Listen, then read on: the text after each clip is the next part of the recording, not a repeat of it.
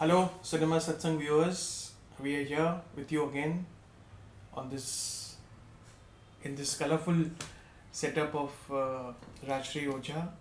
She's our special guest today on Cinema Satsang. As you all know her, she's directed the film Aisha, very entertaining film with Sonam Kapoor, and she is actually has a master's in AFI from the American Film Institute. And first, I'll tell you today what we are going to talk about. We are going to give you a reaction of the ninth film of Quentin Tarantino. So, she's the right guest for us today because she has studied in America, filmmaking in America, and her short film Badger got a student Oscar.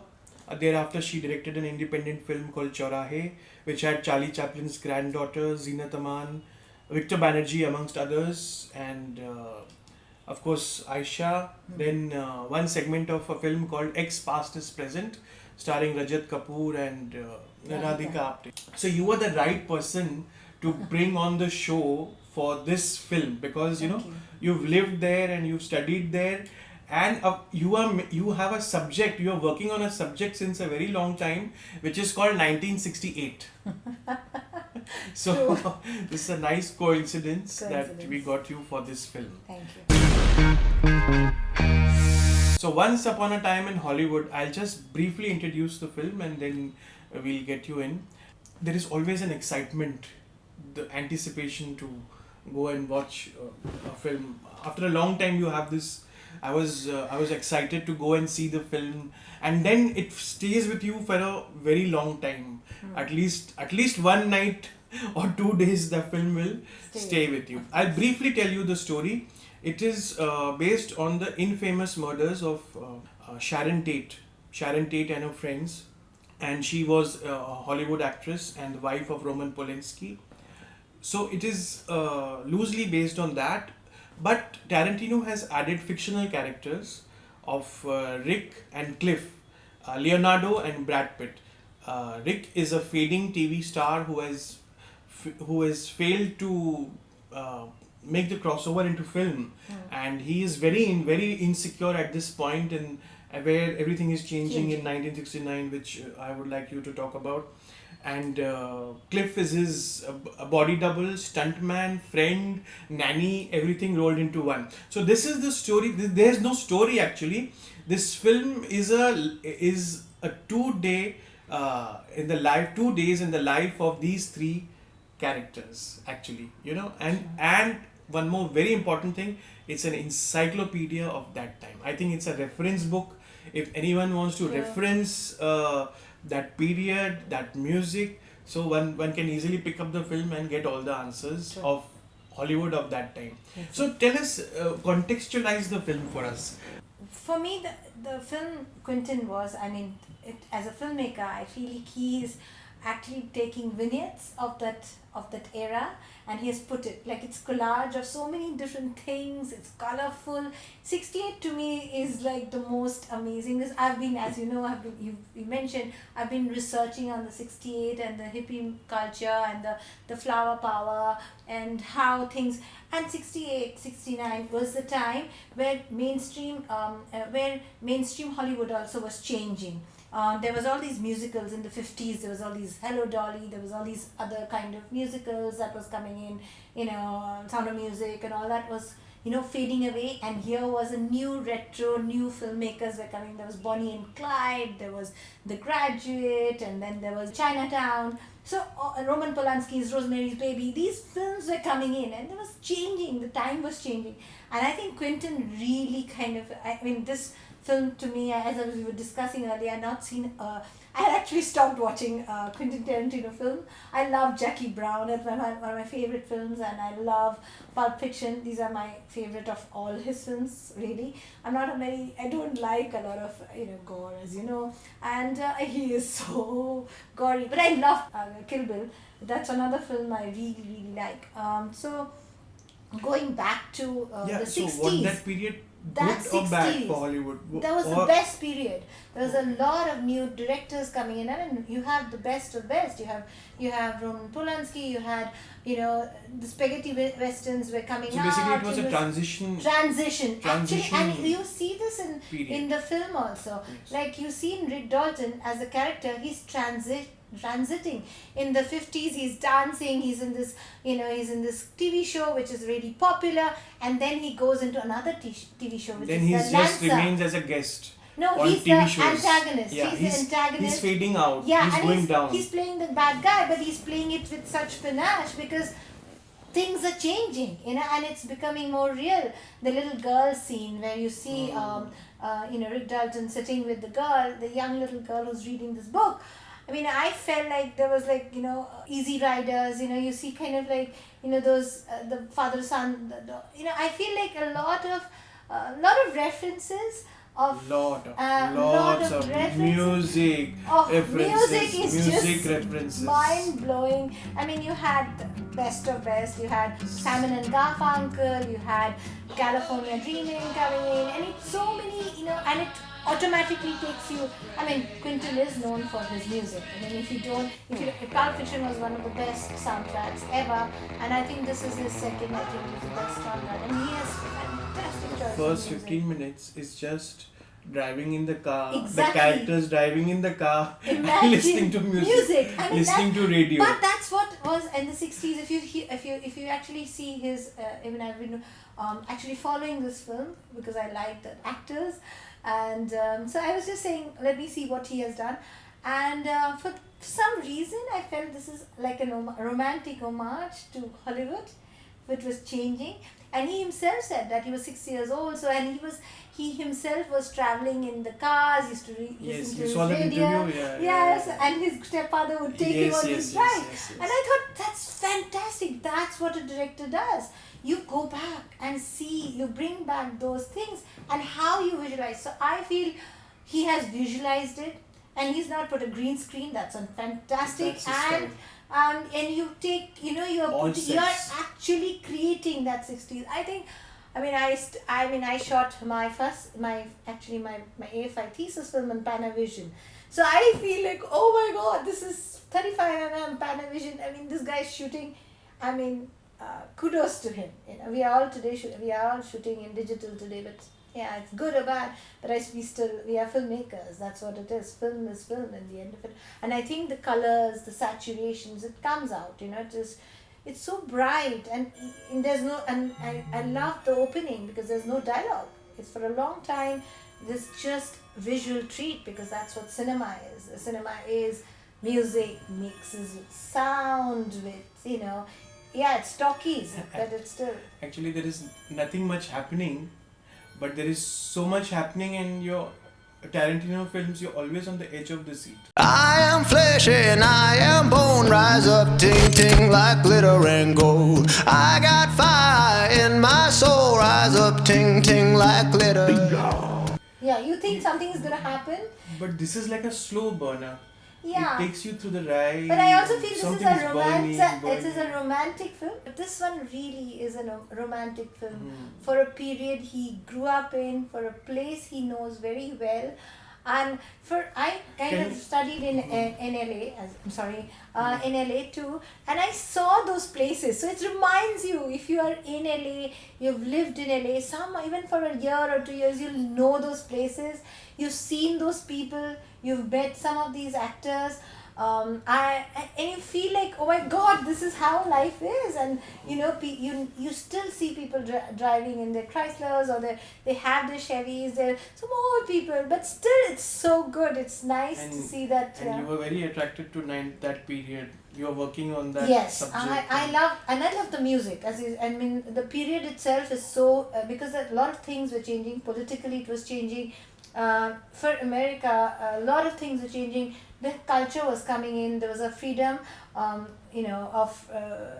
women's rights were coming in. What about the hippie culture? The hippie culture, as I was going to say, the flower power. There were a lot of movement of that, the flower power, that, it's time to let go, and, women were coming out of their closets, and, I mean, I went to Berkeley for a little bit of a summer, and because of this thing I had, I'd seen Graduate when I was a young kid, and I said I had to go to Berkeley, so I did go to Berkeley, and I studied film studies there for a little bit, and you have these reminiscences. So it was all there in his films, and he kind of given you little things of what the hippies were. What were hippies? Hippies were just like people who lived for less money and just roamed around and had a little bit of freedom. They didn't care. But what I liked about this film was that he took an incident that happened with the Sharon Tate murders, the Manson murder, and how he blended it with his own fictitious character of Hollywood, of what was happening to Hollywood at that time. I also felt it was a little bit of, you can see, I don't know, I actually like Paul Newman and Robert Redford, so I used to watch a lot of, spaghetti westerns or just westerns, Butch Cassidy and Sundance Kid.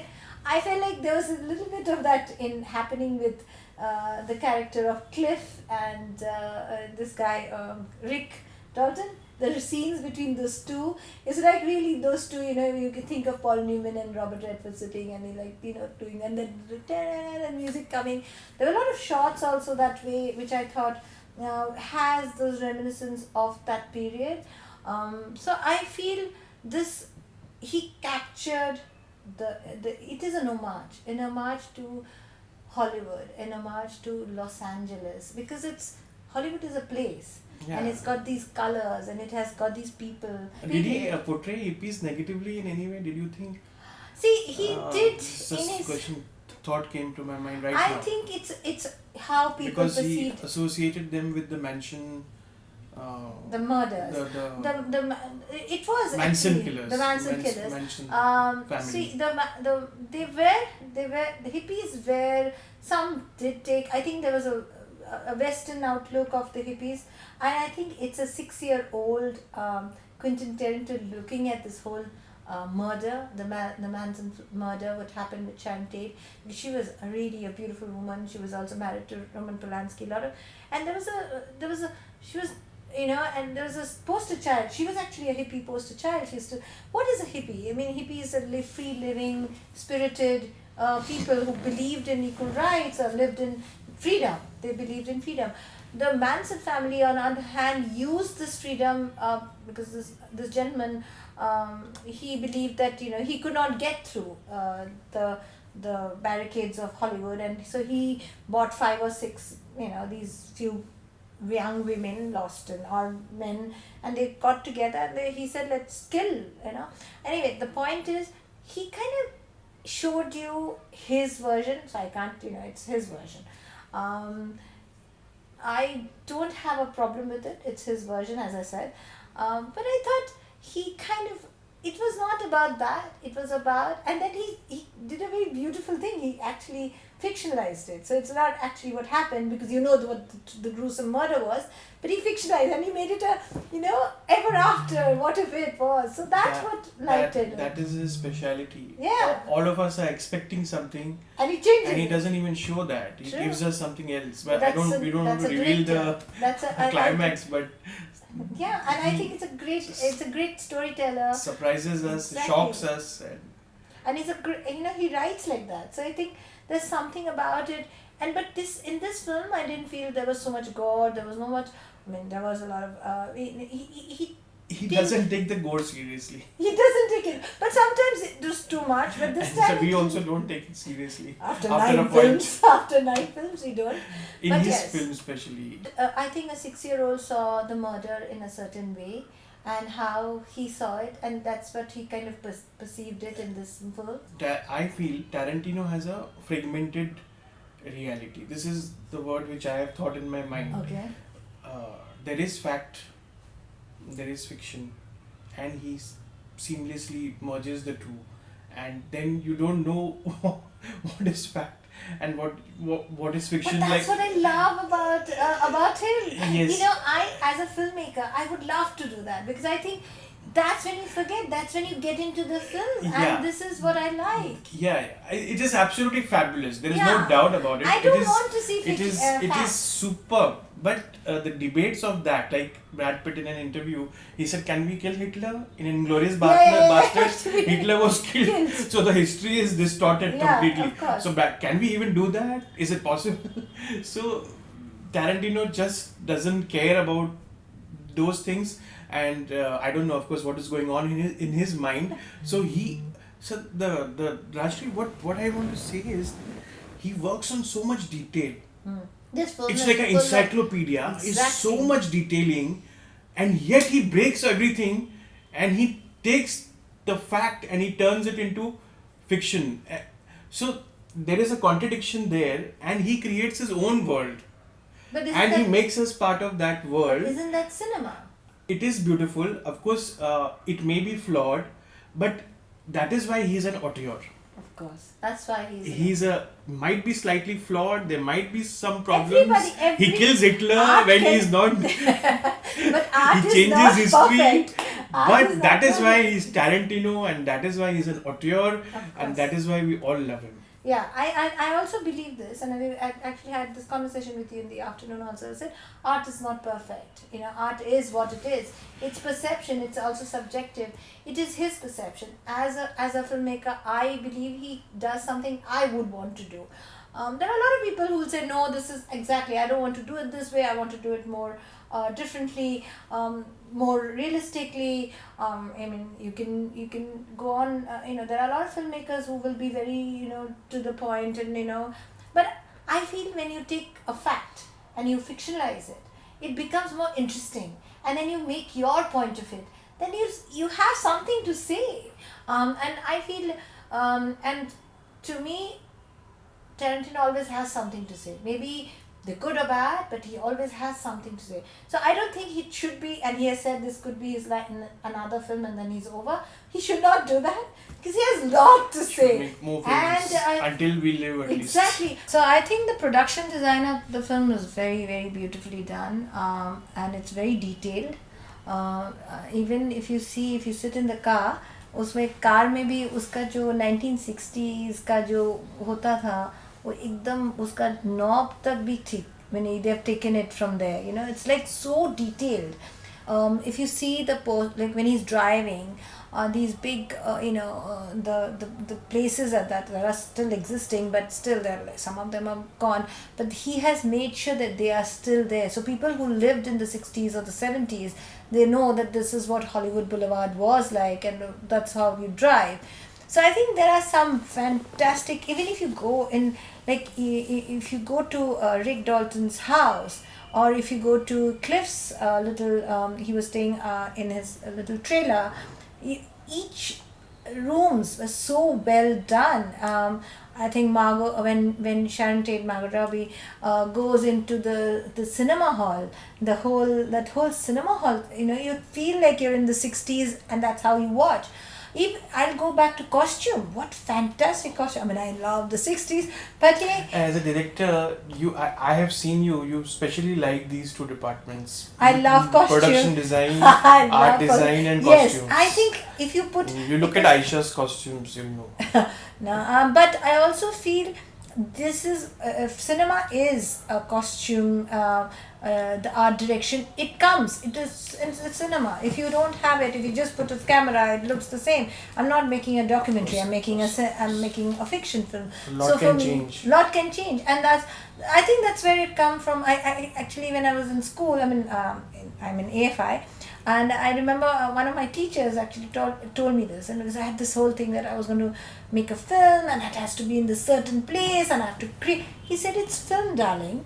You can shoot Calcutta and Los Angeles. It just needs to be done. It's in your imagination. Okay. So I learned that, and I think I see that in a lot of the American filmmakers, like Tarantino.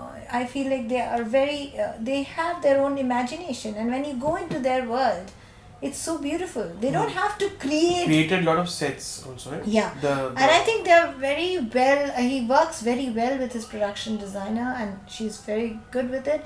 I think that's the key, that he and she knows, and they have a good art directors. I think it's very well thought, full film. You were going to say something about the music. The music, as I said earlier also, the music is very, very... I mean, Quentin Tarantino is known for his music. Of course, I think, of course, you've seen... Then you have all these and each other... character's world. Yeah. Different characters are maybe listening to different types songs, of music. And it's so upbeat. Because 70s and 60s are very upbeat music. Because there was Beatles, and there was these, there was... Janis Joplin, then there was all the favorite film. I mean, you have great, Simon and Garfunkel.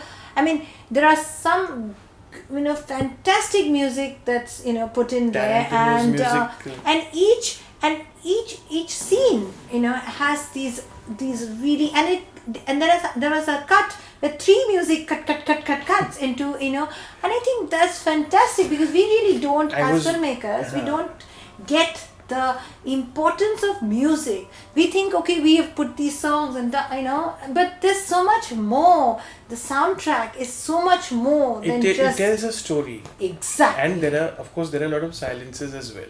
Because it's not that like Hindi films, these filmmakers have wall-to-wall music carpeting. No, but it's also, of course, you have to have music kind of telling you take you into that world. Then, of course, there's this, I don't know if we'll talk about the scene, but there's one of the scene when he's going to meet the old man in the spa. You are thinking, what the hell is going to happen? Because I thought he's going to come out and there's going to be a dead body or something or the other. I'll just tell the audience briefly about that scene, that Brad Pitt drops one girl, and the hippies are staying there, and they are supposed to be the Charles Manson. So the kind of tension he builds up in that scene with silence. And then you were saying that he goes and then there's visits the owner of the ranch to check on him. Because you know what Tarantino is about, and you think, something is going to happen.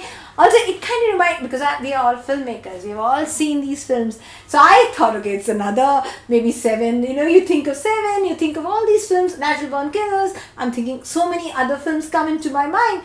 But then you go and you see this old man who's like sleeping, and I'm giving away a little bit of the film. I'm sorry if I, No, but that is what the music is. Like I was telling you, I saw Dakota Fanning, and she's sleeping. I mean, she's the girl who he meets, who's actually sleeping with the old man, and she says, oh, he's taking a nap. And when I saw Dakota Fanning, and I'm like, oh my God, Twilight, I'm in Twilight. And she's like, here's a vampire. And she had that whole, he is so intelligent. Casting. What an amazing, and he knows what he wants from these actors. I mean, I'm a big fan of Luke Perry in a small scene where he comes in and he's like this cowboy guy, and he's talking to Rick Dalton. And I thought, oh my God, and he passed away. And so, there are a lot of these. I'm sure the casting director has a good time. No, I was reading somewhere that he had cast these people, and these are reminiscence of Hollywood. So you were going back, you're taking actors that people have forgotten, or they were in TV actors, or they're and they're new coming actors. The girl you were talking about, the girl who takes Cliff to the ranch, that girl is a very young newcomer actress who's coming up. So and the Italian in the end. Exactly. Italian actress. So lot of interesting actors he is brought in. But let us talk about a few scenes of. Just randomly. Yeah. Any scene you pick up. I love this one scene when these 3 people are coming to kill, and the scene is that these 3 kids are very confused, and it's Brad Pitt who's taking the dog out for he's really high, and he's taking the dog out spoiler alert. Yeah, spoiler alert. And he's taking this dog out for a walk, and you see the lights come on. And then you see these 3 kids walking to... I thought it was fantastic. I thought it was so well. Bob Richardson, who is the cinematographer, he's from my school, AFI. I feel his work is so beautiful. Hugo. I mean, if you see Hugo, it's one of his most beautiful films. Bob Richardson is known, and he's done such variety. And some of these shots, I mean, I don't know which one did you like, but this is one of my favorite shots. Another shot which I really liked. Shots for top angle. The camera goes those were fabulous. Remember and goes somewhere else. And it reminds me of David Lynch also. David Lynch did the similar thing with Mulholland Drive. So I feel like these directors have their own and the way I have to see it again to study the short breakdown. and it's like he's you see Rick Martin, Leonardo DiCaprio, he's on the swimming pool, and the shot comes out, and then you have a car driving in, and you go into Sharon Tate's bedroom where she's listening to a they are neighbors. They are neighbors. So it's such an incredible and the editing. entire film has that style. And those kind of shots. Yeah. Top angle shots go from one scene to the one location to the other. Location. And so it's very, the director and the DOP have to be very much in sync that what they, and he, of course, he's worked with Quentin for so many years and so many films, so he knows what. And I think even Bob Richardson has said somewhere that this is it's his romance. It's his most personal film. That's what I read, and I really feel such it. Lovable characters. I feel it. These three, they are so lovable. And you want to reach out to Sharon Tate. You want to hug her. Yeah, she's so lovely. Exactly. Let's talk about that scene in the cinema hall where she's watching her own film. I'm Sharon Tate. I'm in the movie. You're in this? That's me. I play Miss Carlson, the klutz. Exactly. Tarantino makes her so endearable in that scene because we know and what's he puts going on to these happen. glasses, Yeah. and it's just so interesting. And then she actually goes to the counter, and and when a lot of people and Tarantino actually, that's why I said it's very personal because he's actually done He this. had gone. I had seen the interview. Yes. In the True Romance. True Romance, which is actually rom-com. Let me just tell you that she is acting in that film, and she goes to the theater and says, "I'm in that film. Can I go in?" Just to see whether they'll allow her or not. So Tarantino has himself done that with True Romance. He was a writer of that. He went with his girlfriend to the theater and he said, "I'm the writer." So, but they wanted proof. Yeah. Unless somebody asked for his autograph, and at that time True. And Tarantino, that's what. True Romance is another great. If you remember the film, Christian Slater. I remember, and now I was thinking about, he's the writer of that film. So he has romance somewhere in his thing. So yeah, I think it's personal. Lot of personal anecdotes. Even if you remember the scene where they go into the car comes and it swerves, and it reminded me of a little bit of a Graduate, and it comes in and swerves and sits in front of the Playboy mansion, and then she comes out and she goes dancing, and then we go in and we come. What an amazing shot! Yeah. So the one you're talking about is a handheld shot, like it's a steady cam. So she goes in, she buys the ticket, and she goes in to see her. It's a steady cam shot. So I think there are a lot of these fabulous shots that are not so jumpy, which is where today we are with the web culture. We all want fat cuts. And Leonardo brings emotion to the film. Oof! Remember that scene he does, which is a breakdown scene where he's like Travis Bickle. Yeah. Taxi driver. No, but the way, yes, exactly. You talking to me? Well, then who the hell else are you talking? You talking to me?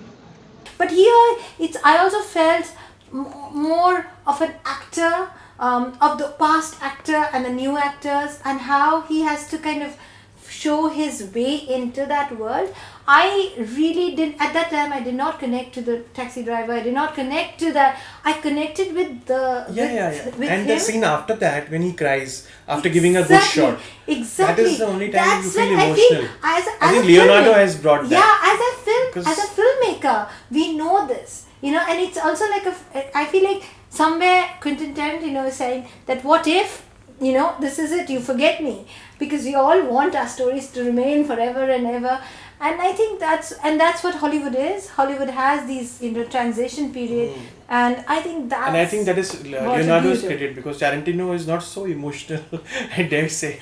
But he brings emotion to the audience. Yeah, that scene when he's crying. That's what I said. You have an actor like Leo. Very good collaboration. Look at me. He could say, "Hey, I've got all the scenes. I want all the scenes." No, he gives this space. He gives that. Margot Robbie, who's almost a newcomer in a way. She's not as these are two stars, but he's given her space, and that's what I think. You have seen that interview in Cannes where he dismissed a reporter. Person with a great deal of acting talent, and yet you haven't really given her many lines in the movie. And I wondered, I guess that was a deliberate choice on your part, and I just wanted to know why that was that we don't hear her actually speaking very much. And Margot, I wanted you to also comment about being in the film in this part. Well, I just reject your hypotheses. Hypothesis. And then she says that I don't need so many lines. Yeah, and I think that's what I think explore that's my character, show my character. Completely agree. Yeah, I she think says. you do not need, and as a director, I always believe this. You do not need to express with lines. Sometimes I think you should just express without lines, and I think Margot Robbie, who played Sharon Tate, did it fabulously, and she really personified this character, Lightweight character, exactly, and heartbeat a of the beautiful, film, enduring character. and she was going, and her tragic end, but the way she went on, and the way you fell in love with her, she's not saying much, you just fall in love, and I think that's fantastic. Of course, you get a little bit of glimpse. I mean, if you are 70s, 60s buff of Hollywood films, you see, Now I'll get into it after watching this film. you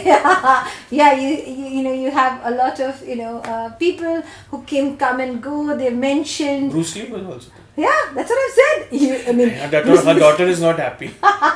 His daughter is not happy at all. But it's interesting that the way he took who was Bruce Lee. We have always seen this guy into the dragon, and and there's a stunt man. It's really, I mean, I think kudos to this director who took a stand like that, and then you have Steve McQueen, who I think all women it's certain age or everyone somewhere have seen these movies of this guy, and you want. You see him in The Getaway, and you have this the magnificent, the Great Escape. Many times. Yeah, and you see these, and you feel like, oh my God, this is what their life was. So I think, as I again keep repeating, it's fantastic the way he has created the world. We have seen we see a lot of period pieces, and we've seen many people have done a lot of period pieces. What I liked about this film is that it kind of it lets you breathe, let you know the place, great. If you don't know the place, get to know it. This is what it is. The world wants to know Hollywood. Who is Hollywood? What is Hollywood? This was this is what it was, and it was changing. That one time there was this, there was a Hollywood that had musicals, and it had those, all these, great musicals like, My Fair Lady and Sound of Music, whatever. You have Al Pacino, Leonardo Dicaprio, Brad Pitt in one frame. I mean, do you remember? And he says, Call me Marvin. Put it there.